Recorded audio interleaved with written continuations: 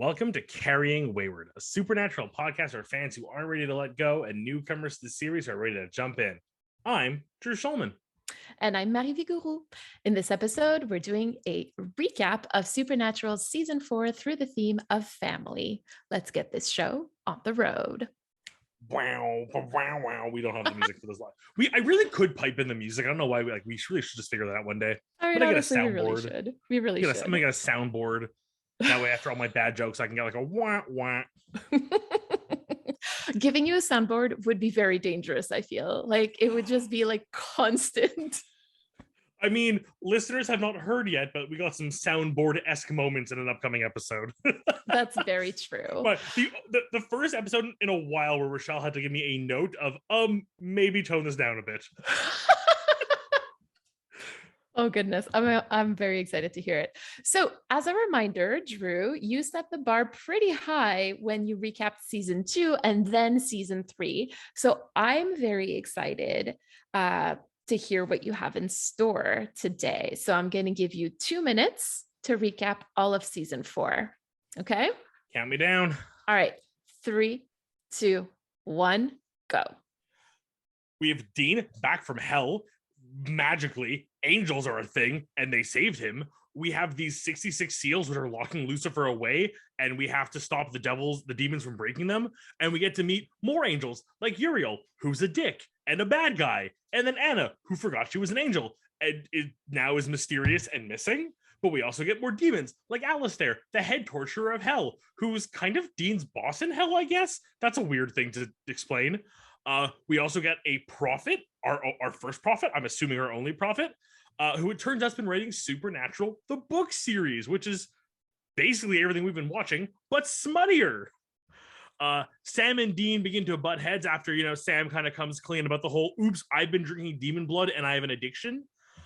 They fight, they split up, and then it turns out Ruby has been manipulating Sam this entire time, as I expected but didn't want to believe.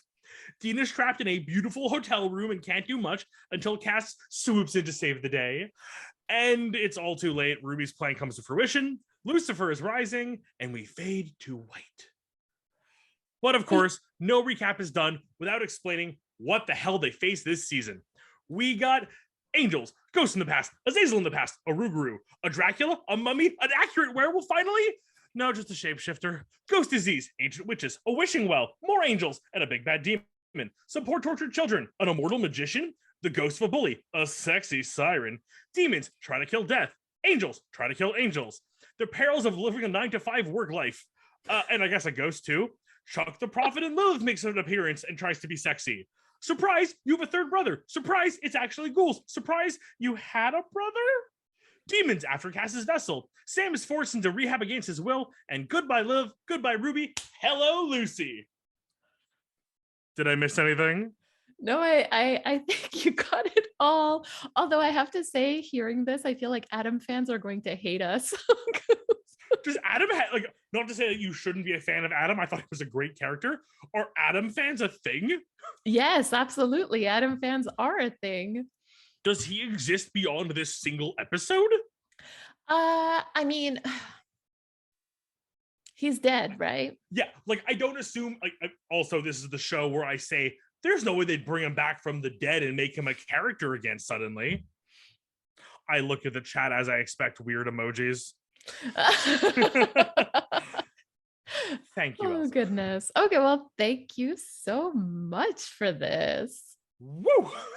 Yeah, that was congratulations. I feel like I can become an auctioneer one of these days.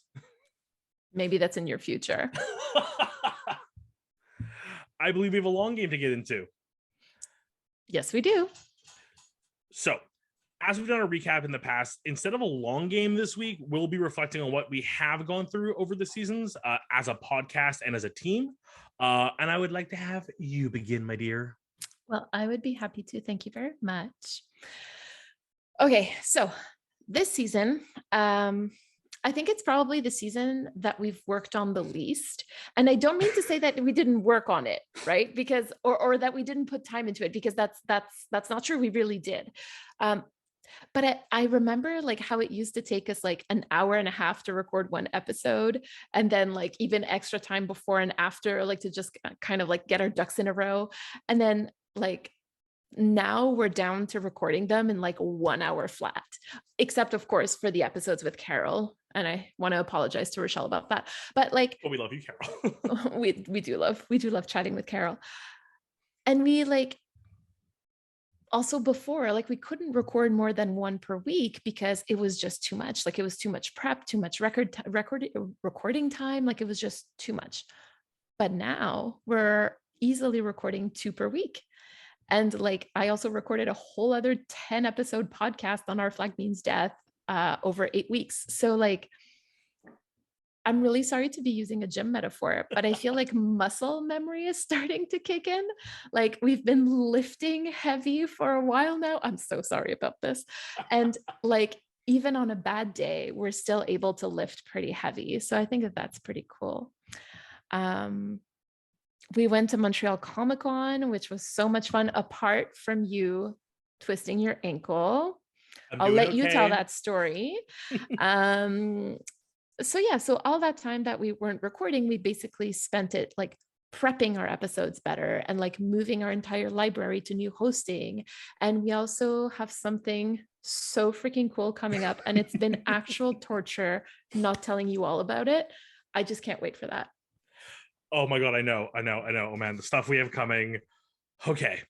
But yeah, this new like structure to our behind the curtain kind of process, you know, it's also opened new doors. Don't forget, this season we also both guested on the Gate Leapers and got to, you know, match wits in a supernatural fandom battle, which I won. That's true. You did. Yeah. And I even had time to go back and do another episode, this time showing off my knowledge of Avatar: The Last Airbender. The episode is out now. You can hear me not win. Spoilers. Still worth a listen. It was fun. We had a great time. And while this may sound like just plugs or, you know, showing off, it's actually opened a lot of doors to new things, both on and off the podcast. You know, we get a chance now to meet new people and like connect with other creators, which allows us to, like I said, guest on their show, reach out to people we'd like to have on our show and discuss where that would work and what that means. And yeah, being able to just do, you know, more. For me, of course, I think the biggest change this season on a personal level is the creative writing segment I've been putting into the show, which again, shout out to Rochelle who convinced me to do this. It was very much a, why don't you try this? And then like kept pushing me to do it. And now it's like my favorite thing to do every week. Like I know I've gotten great responses from you, Mary. I've gotten great responses from the Discord. But like when I finish writing one and I'm like, oh, that was fun. It like, oh, it just feels so good. Yay. I'm so happy. I'm so happy for you. It's been an evolutionary season. To Sincerely. break away from the less than nerdy gym metaphors, I really feel like we've hit a certain new level of experience and we've evolved like a Pokemon. I'm so sorry. I used to be a gym rat for a very long time. So there you go. The only gyms I visited were in Pokemon games. Yeah. Okay, story time. Yes, story time. So as we did last season, we're going to be looking at the season as a whole, basically through the theme of family, more specifically like how the meaning of family for Sam and Dean sort of like evolves through the season. But first, I realized that we've never discussed the etymology of family before. Okay, sorry. Sorry. Okay, my creative writing is my second favorite part of the new format. This is my favorite part: etymology and learning. Please indulge me. All right. So, family actually comes from the Latin famulus, which means servant. Okay, didn't see that coming. Right. So after my initial surprise at finding this out, I was like, okay, well, that's interesting because like the service aspect of it. And I sort of interpreted it as like the love, the attention, and the dedication that family members have for one another. You know, that makes sense. I feel like as soon as you started explaining it, my brain was trying to like spiral into like, how do I fit these puzzle pieces together? Realizing that people can watch me do my weird hand gestures you have to see me do every day when we record. But Yeah, no, it makes a lot of sense. And I think it also plays into that concept of the found family more, how it's you find people who can, I, again, service is kind of the not the best word to use, but can Mhm. be of service to you in helping you grow and be a better person and find yourself and discover who you truly are versus just the way most people who have a standard, you know, cookie cutter family can say, oh, they're Mhm. just the people I was born to and from and with. Right. Um, I think the way that I'm looking at serve here or service is more like how do your actions serve the relationship? How do your actions serve the family? Right? So that's how I'm choosing to do this. You could do it however you want, but like that's kind of like my way of fitting those puzzle pieces together like you were saying. no, I get that and I like that. Oh. On that note, shall we talk about what family means to Sammy? Sam starts off the season thinking that he's lost all of his family, like basically that he has no family left. And the only person who he thinks seems to show him like love, attention, and dedication is Ruby. But I sort of want to, like, in parentheses, kind of say that like Bobby does too, but we find out later that Sam had pushed him away while Dean was away. Away while Dean was in hell, um, like he had done in the trickster dream in Mystery Spot. So anyway, very quickly, Sam and Ruby become very close, and like we talked about in episode 1, they know each other's moves, right? Like they don't even need to talk to each other about the plan. They just make it happen, right? And so through the season, out of a lot of things, but I think out of like desperation and maybe like, I think some self hatred. Um, he's going to put a lot more trust in Ruby than in Dean, and even Bobby for that matter. So I guess what I'm really arguing here is that Sam made Ruby his family. I'm sorry, the cats are absolutely wild tonight. I think it's going to rain or something, or maybe it's the full moon. I don't know, but something's going on. So basically, I'm thinking that Sam made Ruby his family, his chosen family, like you were saying. And like, as we know, that ends in betrayal. Um, because it's revealed that like while Sam was showing Ruby like love, attention, and dedication, she was reserving those things for Lucifer. And that was her family. That was who she served.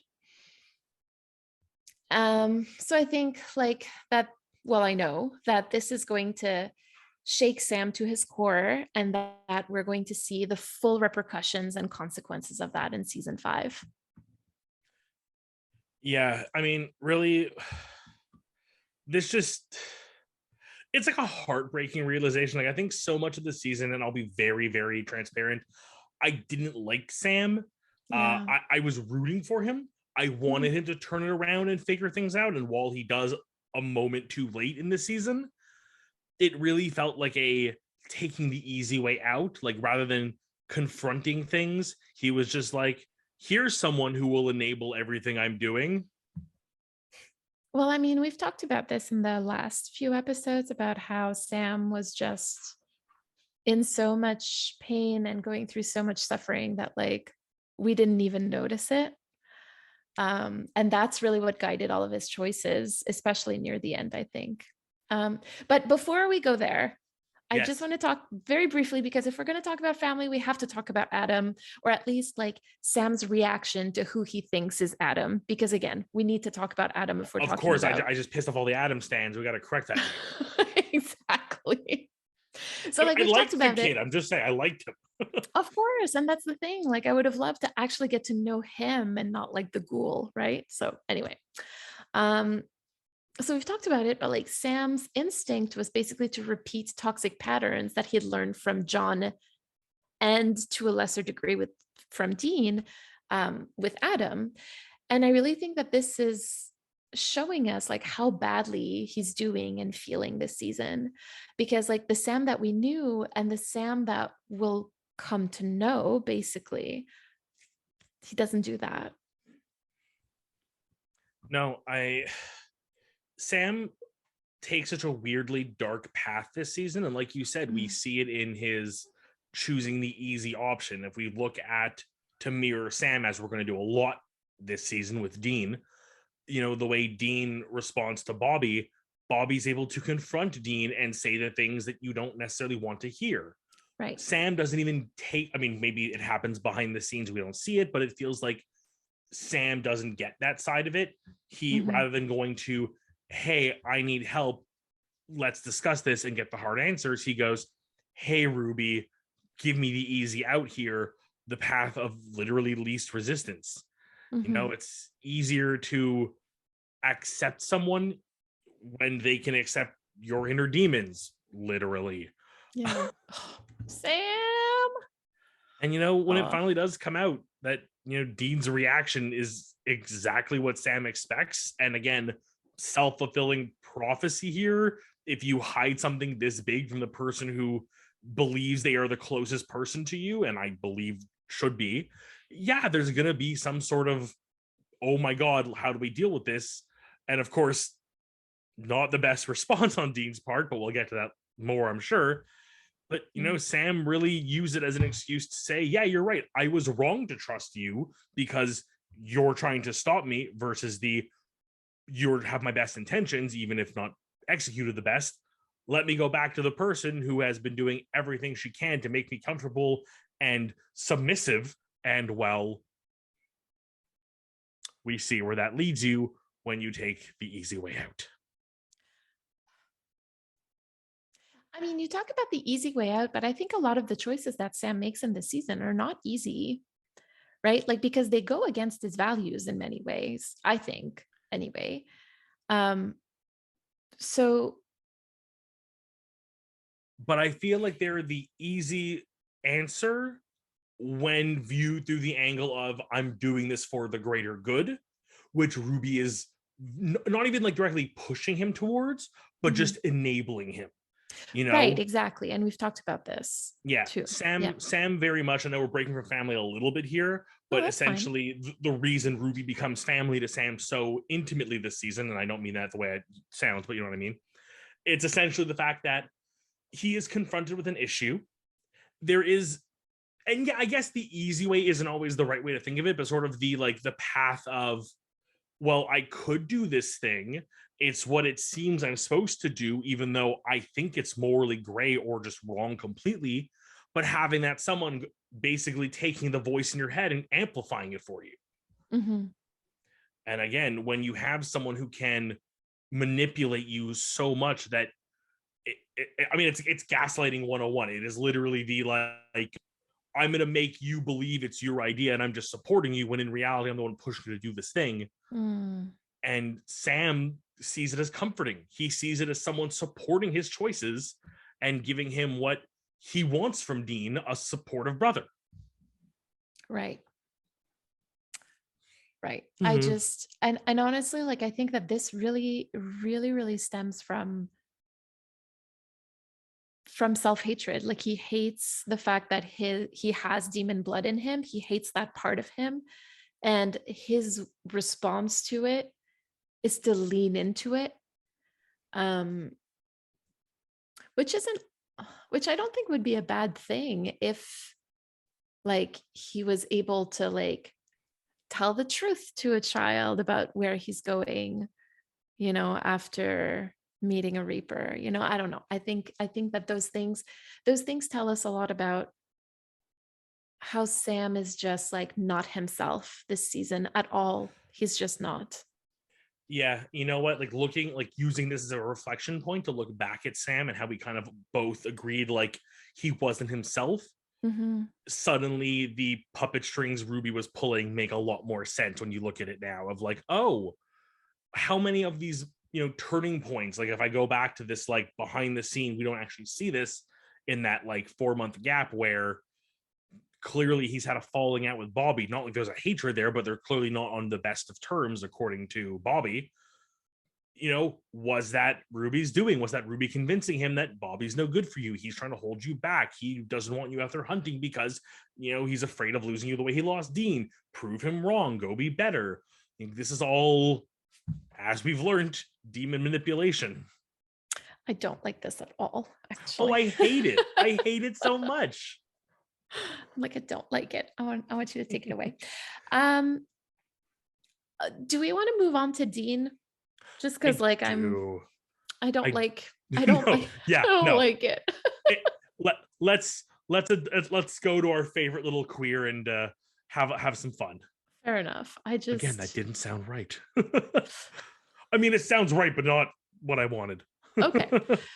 So what does family dean what does family dean to mean? Um so what Who does did it what mean now? for Dean? And would you like to get us started this time? Yeah, so I don't think it really hit me hard enough until I was like preparing for tonight's recording Mhm. how much the parallels there are between Sam with Ruby and Dean with Cass. Like it's incredibly blunt when you really think about it. And I feel silly that it took me the end of the season to go, oh yeah, parallels. Uh, but I mean, Dean gets, pun intended, a new view on life after the ultimate second chance. Right. And throughout this entire time, I think we see it. Sam's version of the narrative is that Dean is weak, whereas I think this is Dean looking to redeem himself and not be what he used to be. He's trying to really take this as a second chance. As we learn, part of this is trying to repent for what he did while he was in hell, but also once you've been down there, I imagine there's anything you would do to avoid it again. Mhm. So playing it a bit safer and being a little less headstrong and a little less willing to sacrifice yourself kind of makes sense. Um, Mhm. but again, like I said, we have this rift between Dean and Sam. So what we normally know as family is torn a little bit. You know, even from the moment they first reconnect, right away, what is the first thing he has to deal with is, oh, you've been, demonized. You're hanging out with a demon. You're using demon powers and eventually drinking demon blood. You know, this is not the brother he left 4 months ago or 40 years ago. You know, at least again, we have a new player join the roster. We do have Cass joining us, who, unlike Ruby, doesn't seem to be manipulative, at least not in the same ways. But Cass really seems to be more of a like counterpoint to Dean in a way of trying to be like, Cass is so much of what Dean used to be. The like, I have orders, there is a way to do things, we're gonna do it the right way. And Dean is now seeing that maybe it is not the case. And Right. it takes Dean hitting that wall and eventually breaking Cass to the point where Cass hits that wall to realize what family means to him again and finally accept Sam. And again, moments too late. Oh, listen, there's something that you said about Dean seeming weak to Sam, and I think that there's something to be said here about masculinity and strength and weakness, or perceptions of strength and weakness, Mm-hmm. because when we see men um, standing up for, I would say, for basically any or most social justice issues, other men who subscribe to toxic masculinity will call them weak, Mm-hmm. right? Um, so I think that there's definitely a reflection to be had about that, and about how Sam's focus on the mission and not the process, or like the outcome and not the process, is rooted in toxic masculinity, in my opinion. No, very true. So those are my thoughts about that. And I also want to just respond briefly to like your, I didn't see the parallels before. I think that you couldn't see the full parallel until the very end, because like it just, that's when the parallel really explodes in your, like, literally. So Yeah. anyway, like, cut yourself some slack here. Okay, thank you. Please do. Please do anyway. So if I may, Please.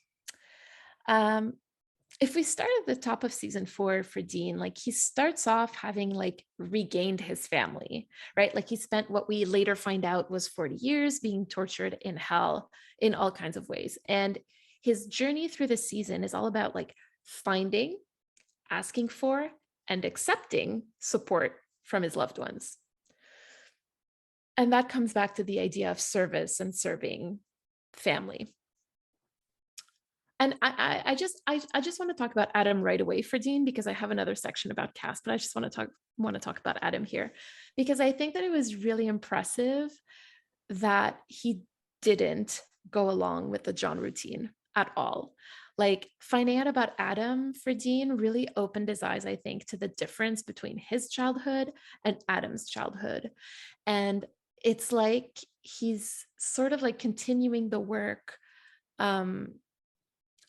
of realizing and unpacking that he lived trauma and abuse during his own childhood. At the same time, he also still reverts to John-like behaviors this season, both at the beginning and at the end, particularly with Sam. But he's got Bobby there to guide him. And he listens to Bobby. And I think that that's really the difference between Dean and John. It's that Dean actually listened and listens to Bobby. Because I think that it shows that it shows who Dean wants to be compared to what he reverts to when he's under massive stress. Yeah, you know what? Like, taking a second to like reframe the way the two of them treat Adam, I think is emblematic of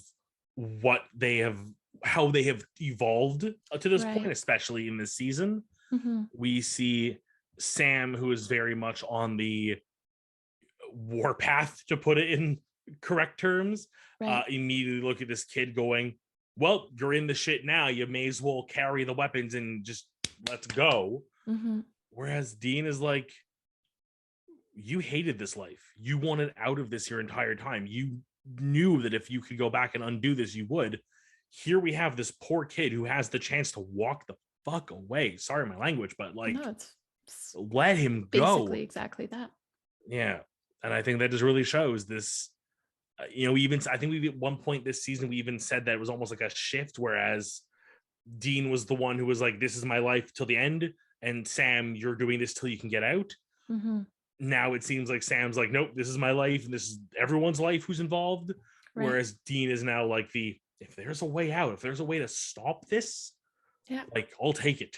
Absolutely. I agree with you. I think that Dean is starting to heal in very, very small ways, but he's starting to heal. And that healing process starts with realizing and naming what happened to you. And I think he's in that process. Yeah.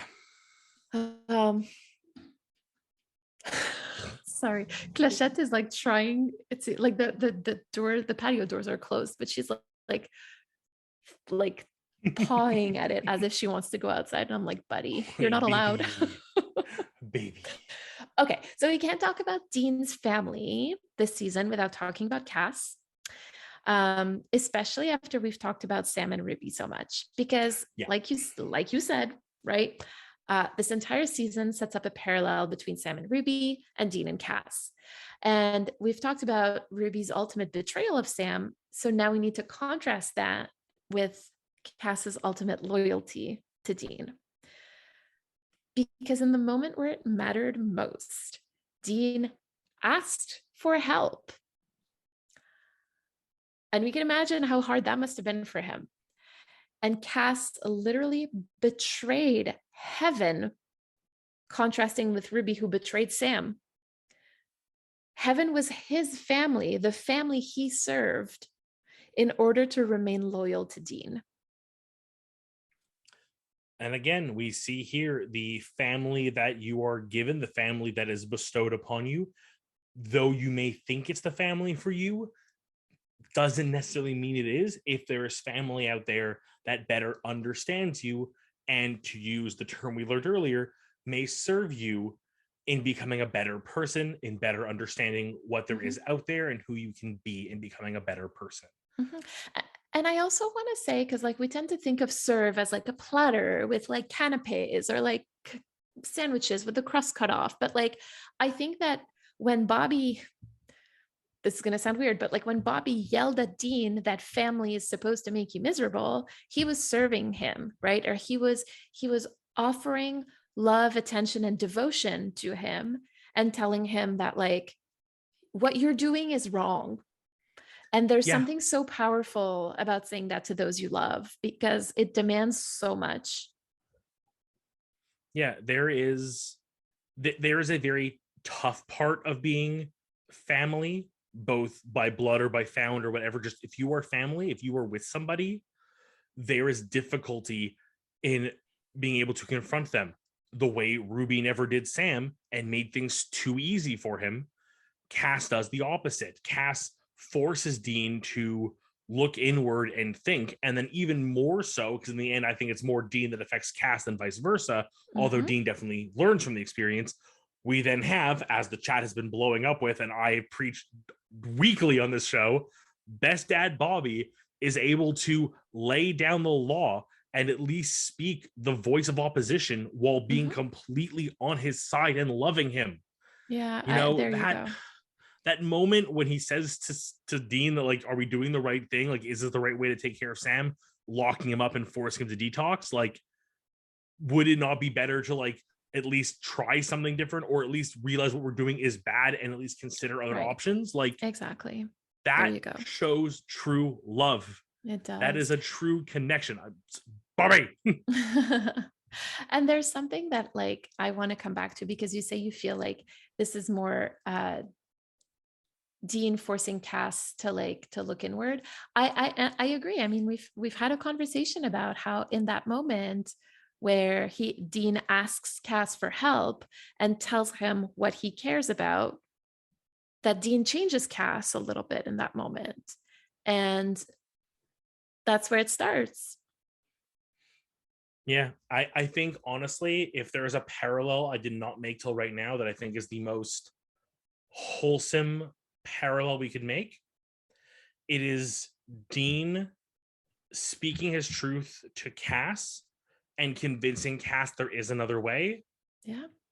That's just Dean embracing what he learned from Bobby, saying the hard truth, even if it might hurt the other person and push them away. You know they need to hear it. I love this.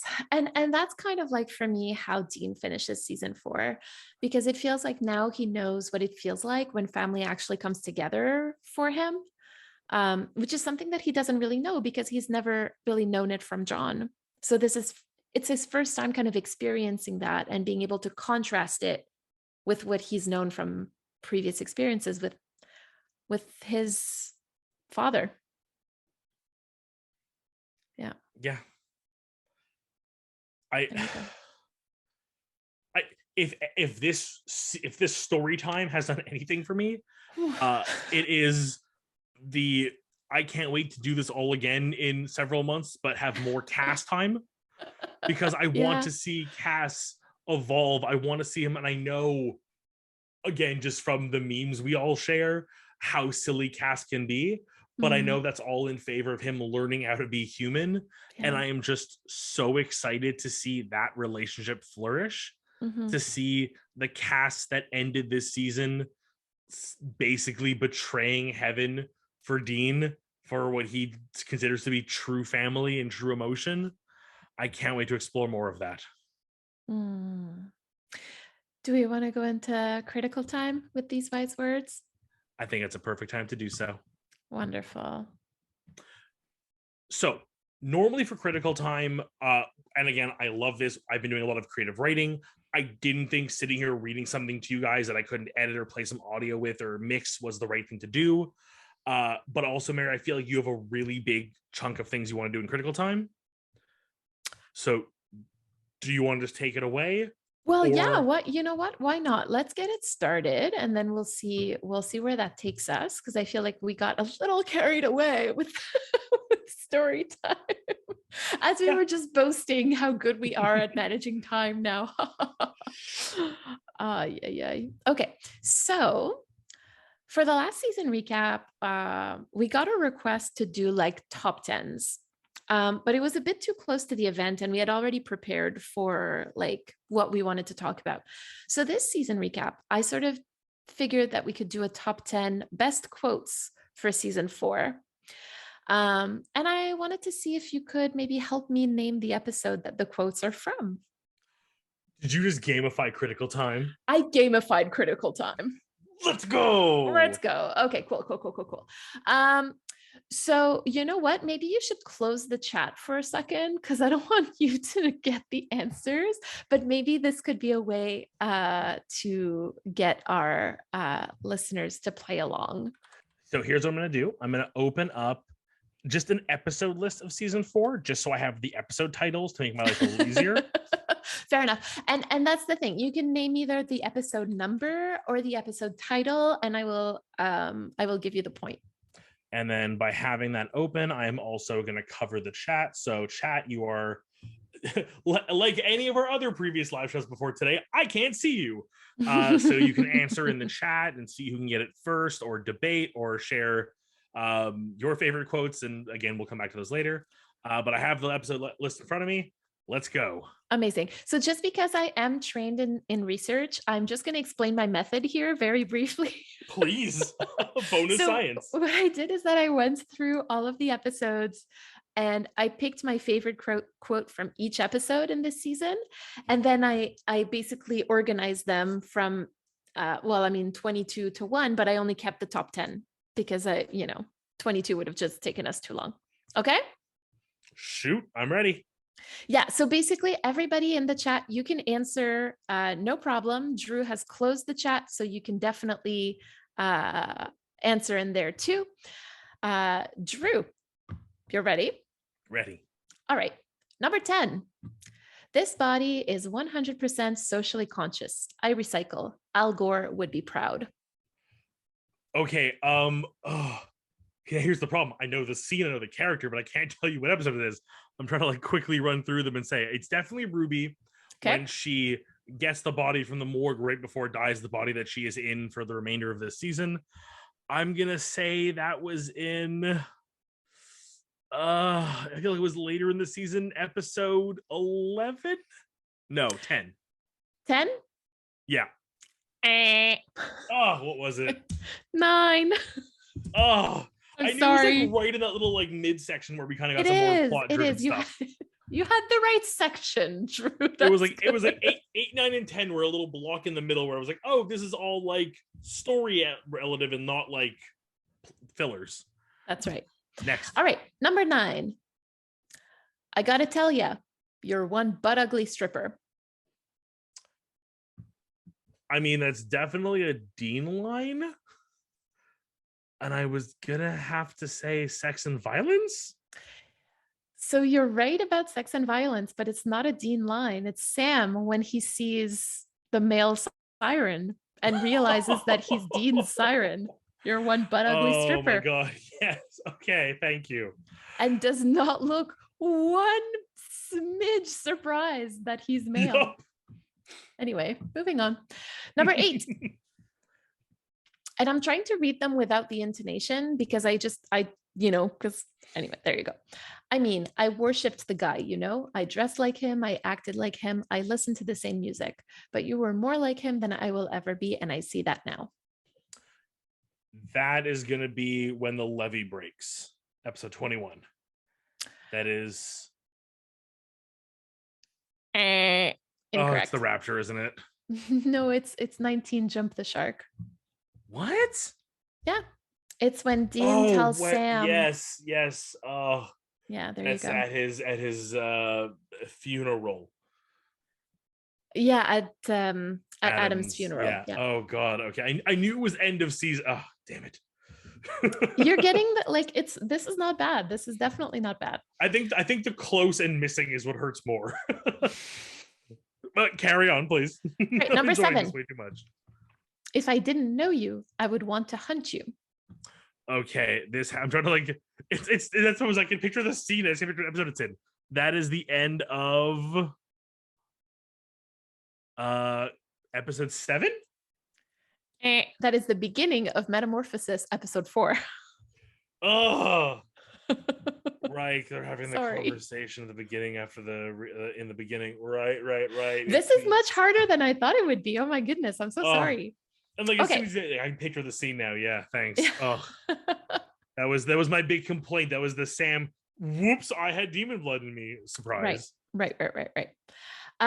Number 6. For what it's worth, I would give anything not to have you do this. In the chat, you better get this one right. That will be. I know the episode. I remember the episode title. No. I'm very proud of the chat right now, by the way. Is that on the head of a pin? Yes, it is. Okay, yes. Congrats. Yeah. It was just, which is the episode with the torture? There you go. That's the one. Number 5. Oh, you ain't been had till you've been had by the chief. That is Chris Angel is a douchebag. That is right. Yes. That was That a solid moment of like, TikTok. who the fuck is the chief? Oh, the right. chief. How can you forget the chief? That See? TikTok has like over 100,000 views now. I love how that Interesting. became the one. It happens very weirdly sometimes. Number 4. But this movie is mine, and in it, the monster wins. Gee, if only the 2 words in the title of this episode weren't in the quote. Monster movie. Yeah, there you go. Oh, such a good episode. Just my heart. I know. Okay, now we're getting to the really juicy ones. Ooh. Number 3, Castiel. Oh, he's not here. See, he has this weakness. He likes you. That I guess would be It's a Terrible Life. It's a Terrible Life. That is wrong. That is Heaven and Rising. Hell. Oh, 10. what? Yep. That's right Oh. after Dean sleeps with Anna, and then he has a dream about Uriel telling him about Cass. Right. That he likes, that Cass likes him. Thank you. Okay, first of all, an amazing quote, but also I mean, I forgot it was Uriel who said it. I need the Zachariah. heterosexual explanation to that one. Number 2. Normies. Yep. I learned my lesson while I was away, Dean. I serve heaven. I don't serve man, and I certainly don't serve you. That is the episode with Jimmy, which means it's the Rapture episode 20. That's correct. And notice the use of serve. Ooh. Right? Also, God bless these episodes having little like one-line recaps had the word Jimmy in it. I was like, that's the one. I knew I was right. I just couldn't think what episode it was. Right. All right. And number 1. I'm pretty sure the chat can guess which one I'm going to keep for number 1. All right. We're making it up as we go.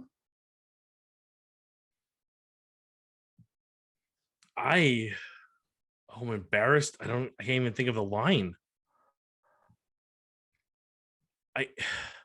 My heart tells me it's a later episode, so I've kind of got a Lucifer Rising going on there, and we haven't done that one yet, so that's been my guess. But I really That's wonder right. what this I think that is an excellent deduction. It's the moment where they're talking to Chuck. And Chuck says, you're not supposed to be in this story. You're not in this story. And Cass says, we're making it up as we go. And Dean has that moment where he realizes that like Cass does not serve heaven. He serves him. Damn. Yeah. There you go. How did the chat do? As good The as chat did amazingly. This is where you're allowed to lie and say, "Oh, they did just as good as you, Drew." Well, I'm sorry. No, I knew they'd do better than me at this. You know what? It's funny. I think in my head I was very like, "Oh, this won't be easy, but I'll get most of these." And then it was the moment of like, I think with the exception of like 2 or 3, I could picture the exact scene in line, Right. Yeah. but then just had trouble placing it within the actual episode and like order. Which makes a lot of sense. So I had a lot of fun with this top 10 personally. This wasn't really planned, so like it's kind of like slapdash, but I think that I will work on more now because I really had fun. This was a lot of fun. So maybe next time we can have like polls to get people to answer while you think about it too. So that could be fun. I was gonna say, I wonder if there's any top 10s I could do just to quiz you on next time. I would love that. Oh my God. I'm an excellent loser, but I'm a terrible winner, just so you know. I don't mind losing, but I really like winning. Wow, I don't know what that's like. My wife. Yes, I know. That's why I love her. Actually, she's a pretty sore loser too. Don't tell her I said that. God, like, the thing is, she's the person who wins the majority of the time. Like, it's rare to play a game with her where, like, if she can win, she will. Mhm. So the rare time that, like, I do win at something, especially like repeatedly, I almost feel bad. No, winning I is fun. I don't know. I mean, like, maybe it's something about me, but winning with her makes me feel bad sometimes. Like, I feel bad that I'm taking away something that I know brings you so much joy. Oh, goodness. All right. Would we like to move into reflection and call to action? I certainly would. Perfect. Would you like to get us started? Sure. I think this season does a really phenomenal job of sort of setting in stone the fact that there's always a gray area. There's no black or white answer. I mean, how textbook is it that demons are bad, heaven is good, angels are good, demons are bad? And while ultimately all the demons did end up being bad, despite what I was hoping for, we also learned that angels can be jerks. Most of them, if not all of them, so far. Cass being our only exception. Even Anna, I'm iffy about. But also that, like, just because it is the, like, textbook definition of good, or it's what people tell you is good, doesn't mean that. Everything has a gray area. So with that in mind, I think it's just important to step back and just see the forest for the trees, to not just take things at face value. You know, there is a multitude in everyone and everything. And even if something seems right, it's worth exploring and discussing and seeing how it affects you as a person. So really my call to action, and if anyone wants to share it with me, is just to be smart enough to ask questions, but brave enough to find the answer. Right. I mean, to me, like what you're describing is like humility. Oh yeah. Oh, yeah, that thing. Oh yeah. There's a word for this. Right. To have like the courage to ask yourself hard questions and the courage to be able to answer them and to accept the answer. That's humility to me, anyway. And yourself? So when I was preparing for this season recap, I honestly, it really made me think about how, like, well, about family, obviously, but particularly what keeps families together, whether those are blood families or chosen family. And it sort of made me realize that when you're in family with somebody, you're not united by goals. You're united by actions and by values. Because Sam and Ruby are bound by goals. They're focused on goals, they're focused on outcome. And like that attempt at family fails miserably, in part because their everyday actions aren't done to serve or like to show love, attention, and devotion to the family, but something else. Whereas Dean and Cass really didn't have the same goals. And in fact, like they have very different goals for most of season 4, and yet their actions are all taken in service of each other, and they're showing that love, that devotion, and that attention. So I guess my call to action is to sort of evaluate my own relationships and partnerships, just to see like who I'm bound to by goals and who I'm bound to by values. And just more generally, I guess, it's to try to focus on the process and not necessarily the outcome. That's beautiful. Thank you.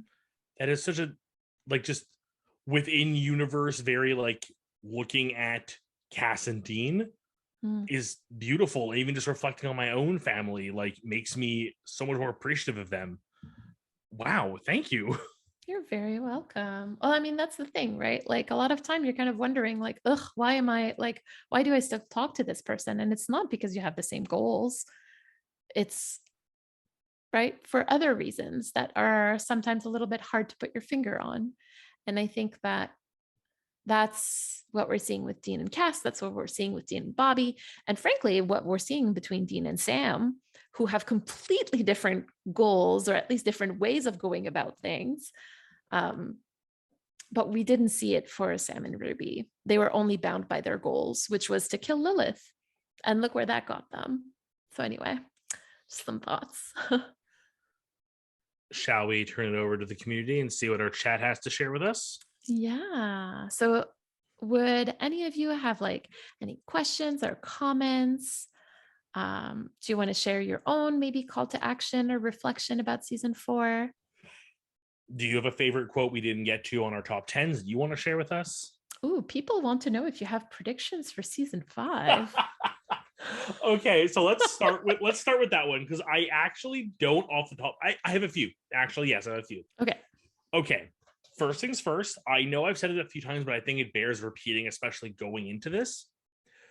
If I'm not mistaken, season 5, episode 1 is the episode that turned me off of Supernatural. Season 5, episode 1, if it is what I recall, is the episode where I literally went, that is the dumbest thing ever. I am done. Turned it off, like, I think in the first like quarter of the episode. Mhm. And from that point on, did not watch another full episode until this show. So, Okay. with that in mind, my predictions for season 5, we're going to get a lot more of the side effects or consequences to Dean's whole promise to heaven. I think we're going to meet more angels, and they may play a bigger role than just a kind of a plot relevance. They're going to be a little more of a, like, I guess adversary is the best word to use.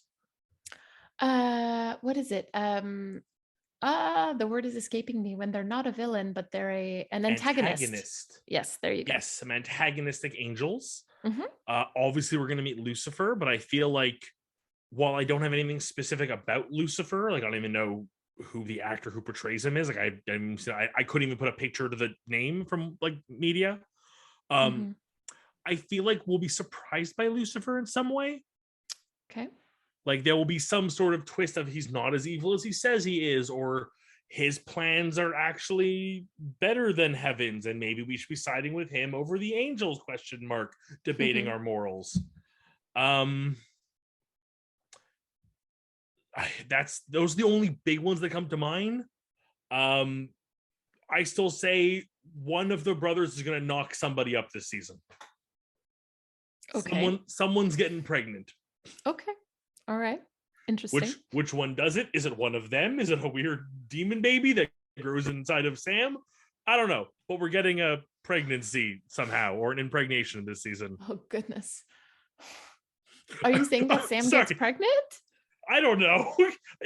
That's my crazy wild card suggestion. Okay. All right. Absolute. It's not going to happen, but I'm saying it just when it does happen, I look like a genius. We're going to need to start putting AO3 tags on this podcast. Yes. Drew for shoe runner. Yeah. Because we know how good I am when it comes to walking. Right. So Drew, what do you predict specifically for Sam and Dean's relationship dynamics? I foresee it being very one-sided in the sense that Dean is much more willing to forgive Sam and trying to bring him back in. Okay. Whereas Sam can't forgive himself and uses that to pull himself away from Dean. Okay. All right. So basically continuing that, like pushing people away, feeling bad about himself, not basically accepting who he is. Exactly. Not being able to accept himself, thus not able to accept the love that Dean is trying to give him. Whereas Dean, and by extension Bobby, and I bet even Cass, will do whatever it takes to kind of keep him around and remind him that yes, he made a mistake, but he's grown and he has learned, and we can correct this. Okay. All right. Interesting. Goodness, I lost my shoe. Yeah. I mean, it would have been better if you had. Do you want to tell the story very quickly about what happened at Comic-Con, or before we even got to Comic-Con?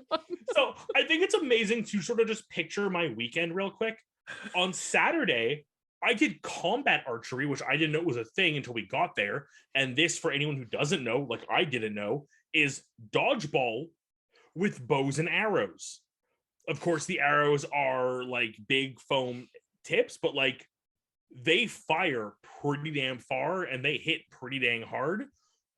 I mean, like dodgeball would hurt getting hit with, kind of thing. Like it was really fun and it was tiring and it was a crazy workout. And then I was totally fine after that. And on the walk to Comic-Con, I managed to trip, catch myself on the foot I had just twisted, and thus put all of my weight on a now twisted ankle and fell face first onto the pavement. Luckily, able to somewhat catch myself. So I was able to not damage my face.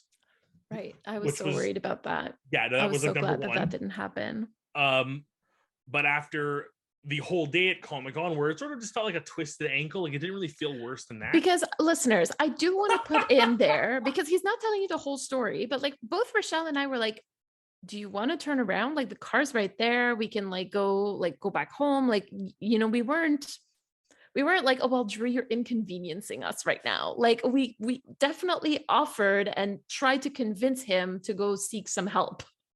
I respect that so much, and I thank you. And I feel like I need to then reiterate, this wasn't a toxic masculinity moment of like, no, I'm a man, I could fight through this. It legitimately, at the moment, just felt like a twisted ankle. Like, as someone who is poorly coordinated and has tripped many times before, it did not feel that much more excessive.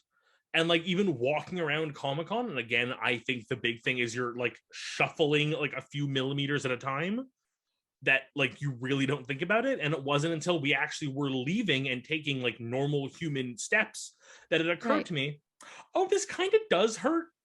And it has been like 3.5 hours. Yeah. I just want to read you a comment from Lucia. True Nerd is limping on a twisted ankle all day so he can participate in Comic-Con. Honestly. There is a part of me that was like, I'm not missing Comic-Con over an injured ankle. That's stupid. I want to go do all the Comic-Con stuff. It was Mary's first Comic-Con. It was. I got to meet Liz Lee, for anybody who knows her. Okay, by the way, yes, we got to do it like photo op with Jim Beaver, but like I got to meet Liz Lee, and like I said, oh my gosh, I'm very embarrassed of how that went. But I just want to show you that I got a little sticker. Oh, I don't know if you're gonna see it. The blur. There, the blur is not allowing me to. But anyway, it's the Colt and the Angel Blade. Yay! And I mean, even just like, I'll be honest, Jim Beaver, like as much as if you've been to a Comic-Con before and done the photo shoot part of things, like it really is like in, out. It is like clockwork. Right. But the fact that I was able to like lock eyes with Jim for like a second and get just the most dad-like smile out of him, my heart melted. That was awesome. To the point that I then kneeled on the sprained ankle for the photo without even thinking about it. We'll show you the picture soon. Yeah. But for now, Drew, would you like to take us into the outro? I think it's time. Thank you. You've been listening to Carrying Wayward, a supernatural podcast produced by Rochelle Castellano, hosted by Mary Vigoureux, and myself, Drew Schulman. Thank you to our bunker patrons, Katira and Michelle and Elle, for their generous support. This week, we'd like to thank everyone who was able to make it to our live show for their participation. Help us keep the conversation going. You can send us a 3-minute voice recording at carryingwayward@gmail.com. We need more for season 5, and follow us on Twitter, Instagram, TikTok, and YouTube using @carryingwayward, and leave us a rating and a review on your podcast service of choice. And don't forget to join our Ko-fi or Patreon for perks and extra content. You can use the link in all of our social media bios or go directly to carryingwayward.com. So we're going to take a short 2-week break, but don't worry, we've got some fun stuff planned for you during this time, and we'll be back on September 23rd with season 5, episode 1, Sympathy for the Devil. Carry on, our wayward friends.